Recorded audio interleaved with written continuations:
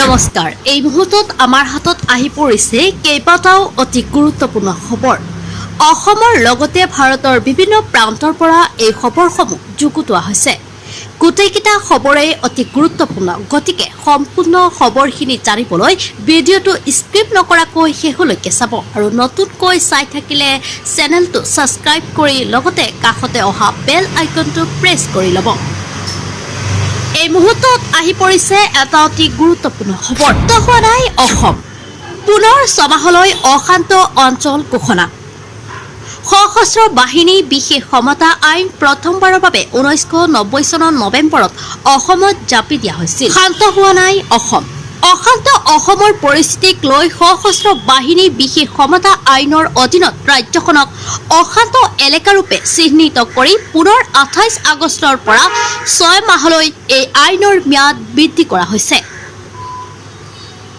কালি চৰকাৰী এক নিৰ্দেশযোগে উল্লেখ কৰা হয় সশস্ত্ৰ বাহিনী বিশেষ ক্ষমতা আইন 1958 ধাৰা 3 দ্বাৰা প্ৰদান কৰাৰ ক্ষমতা প্ৰয়োগৰ ক্ষেত্ৰত অসম চৰকাৰে সমগ্ৰ অসম ৰাজ্যক 28 আগষ্ট 2021 পৰা কাৰ্যকৰী হোৱাকৈ 6 মাহলৈকে অশান্ত এলেকা হিচাপে ঘোষণা কৰিছে অৱশ্যে চৰকাৰী প্ৰেছ বিজ্ঞপ্তিত অশান্ত এলেকাৰ ম্যাদ বৃদ্ধিৰ কোনো বিশেষ কাৰণ উল্লেখ কৰা হোৱা নাই উল্লেখ্য সশস্ত্ৰ বাহিনী বিশেষ ক্ষমতা আইন প্ৰথমবাৰৰ বাবে 1990 চনত নৱেম্বৰত অসমত জাপি দিয়া হৈছিল আৰু তেতিয়াৰ পৰা ৰাজ্য চৰকাৰে পৰ্যালোচনাৰ পিছত প্ৰতি 6 মাহত ইয়াক সম্প্ৰসাৰিত কৰা হৈ আছে নিয়ন্ত্ৰণ কৰিবলৈ উত্তৰ পূবৰ ৰাজ্যসমূহত APSC প্ৰৱৰ্তন কৰা হৈছিল ই সশস্ত্ৰ বাহিনীক অশান্ত অঞ্চলত ৰাজহুৱা শৃংখলা বজাই ৰখাৰ ক্ষমতা প্ৰদান কৰে ইয়াকে লৈ অসমকে ধৰি আন অঞ্চলতো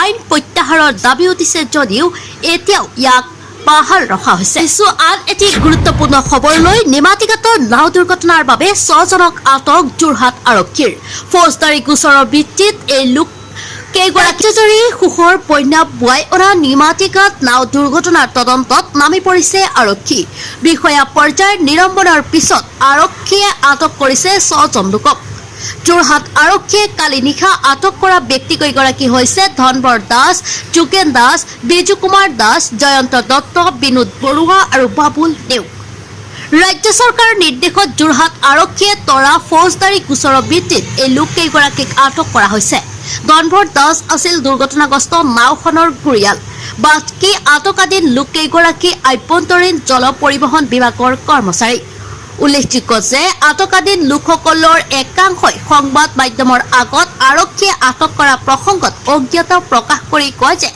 নাও দুৰ্ঘটনাৰ সময়ত উদ্ধাৰ কাৰ্যতো সামিল হৈছিল আনহাতে আভ্যন্তৰীণ জল বিভাগৰ আটকাধীন কৰ্মচাৰীয়ে কৰ্তৃপক্ষৰ নিৰ্দেশমতে কাম কৰাৰ বিষয়ে প্ৰকাশ কৰে পৰৱৰ্তী খবৰ প্ৰাক্তন মুখ্যমন্ত্ৰী প্ৰফুল্ল কুমাৰ মহন্তলৈ সন্মানীয় ডক্টৰেট ডিগ্ৰী ৰাজ্যলৈ অৱদানৰ স্বীকৃতি ছাত্ৰ ৰাজনীতিৰ পৰা মুখ্যমন্ত্ৰী বিৰোধী দলপতি তথা জনপ্ৰতিনিধি হিচাপে প্ৰফুল্ল কুমাৰ মহন্তৰ আছে অৱদান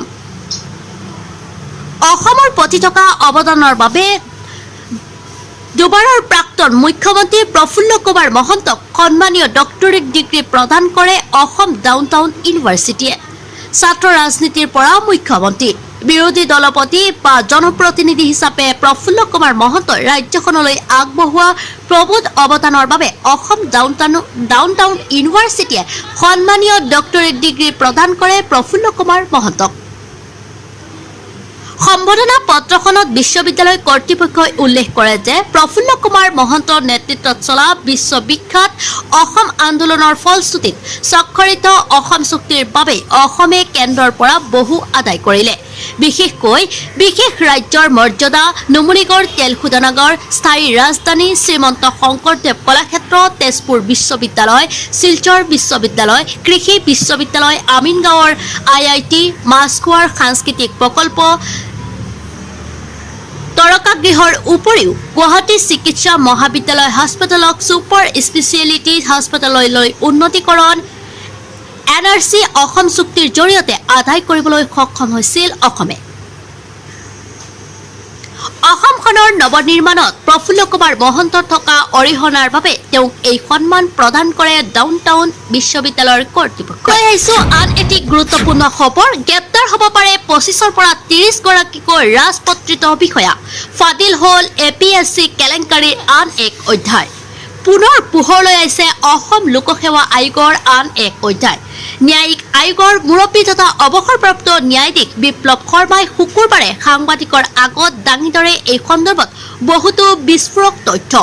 তেওঁৰ বাক্য অনুসৰি আৰু জালত পৰিব পাৰে 25ৰ পৰা 30 গৰাকী বিষয়া।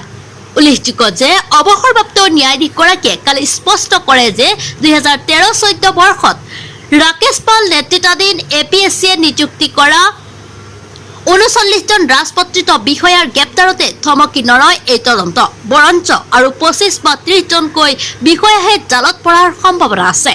ইতিমধ্যে তেওঁ দুৰ্নীতিৰ জৰিয়তে চাকৰি পোৱা বিষয়াসকলৰ বিৰুদ্ধে প্ৰতিবেদনৰ কামো আৰম্ভ কৰিছে।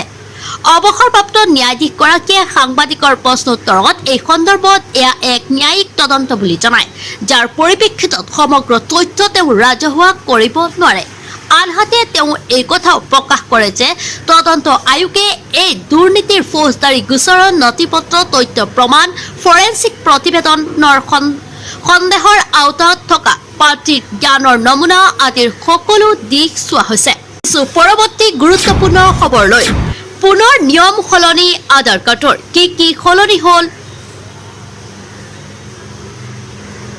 ভাৰতত আধাৰ কাৰ্ড সলনি হৈছে। আধাৰ কাৰ্ডৰ পৰা দেউতাক বা গিৰিয়েকৰ নাম আঁতৰোৱা হৈছে। যদি কোনো ব্যক্তিয়ে যদিহে প্ৰয়োজন বোধ কৰে তেন্তে তেওঁ তেতিয়াহে নাম দিব পাৰিব।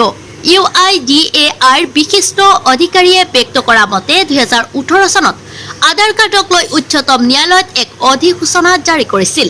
সেই জাননীৰ পিছত ইয়াক আইনীভাৱে বলবৎ কৰা হৈছিল আৰু আধাৰ কাৰ্ডত সংযোজনৰ নিৰ্দেশ দিছিল। দেউতাক বা গিৰিয়েকৰ অবিহনেও এতিয়াৰে পৰা বনাব পাৰিব আধাৰ কাৰ্ড। আধাৰ কাৰ্ডত যিকোনো ধৰণৰ সলনিৰ বাবে IT মন্ত্ৰালয়ে এই অধিনিয়মত কাম কৰা কমন ছাৰ্ভিচ চেণ্টাৰ প্ৰবন্ধ নিৰ্দেশক দীনেশ ত্যাগীয়ে জানিবলৈ দিয়ে যে আধাৰ কাৰ্ডত পিতা, পুত্ৰ, পুত্ৰী ঠাইত কেয়াৰ অফ দিব পাৰিব। এই ঠাইত যিকোনো মানুহৰ নাম দিব পাৰিব। আধাৰ কাৰ্ড কেৱল ব্যক্তিগত চিনাকিৰহে মাধ্যম। আধাৰ কাৰ্ডত 12টা অংক নম্বৰ থাকে যিয়ে ব্যক্তিজনৰ পৰিচয় দিয়ে। এই কাৰ্ড যদি বনাব বিচাৰে এতিয়াৰে পৰা এই নতুন নিয়ম বনাব পাৰিব। আহিছো আন এটি গুৰুত্বপূৰ্ণ খবৰলৈ। এতিয়াৰে পৰা ড্ৰাইভিং লাইচেন্স, পাছপৰ্ট আদি বনাবলৈ দালালৰ প্ৰয়োজন নাই। সময় সলনিৰ লগে লগে মানুহৰ প্ৰয়োজনসমূহ বৃদ্ধি পাবলৈ ধৰিছে। আমাৰ প্ৰয়োজনসমূহ বৰ্তমান আগৰ দৰে কেৱল খাদ্য, বস্ত্ৰ তথা বাসস্থানতে সীমাবদ্ধ হৈ থকা নাই। ইয়াৰ লগতে নিত্য নতুন সংলগ্ন হ'বলৈ ধৰিছে বহু নতুন নতুন সামগ্ৰী। তাৰ ভিতৰত আমি বৰ্তমান সময়ত বিভিন্ন নথিপত্ৰ যেনে ড্ৰাইভিং লাইচেন্স, পাছপৰ্ট, আধাৰ কাৰ্ড, পান কাৰ্ড আদিৰ নাম ল'ব পাৰোঁ।